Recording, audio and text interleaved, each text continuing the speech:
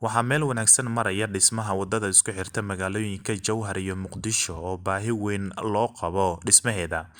waxaana hadda ay soo gaartay deegaanka Caliyaale ee gobolka Shabeellaha Dhexe.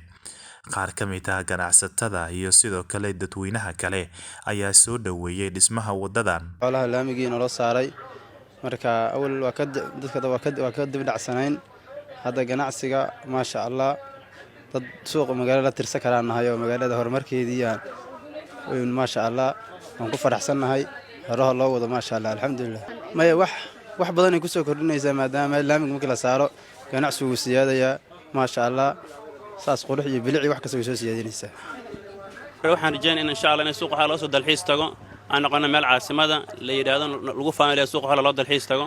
magaalada iyo macnaha ay baarkiltoonku soo jabaan rajaynaa dila idmo horumarka insha Allah taala waa step by step waayo markaan hadda waa bilow laakiin hadii ilaahay idmo waxaan rajaynayaa inay baarka leedo horumarkaan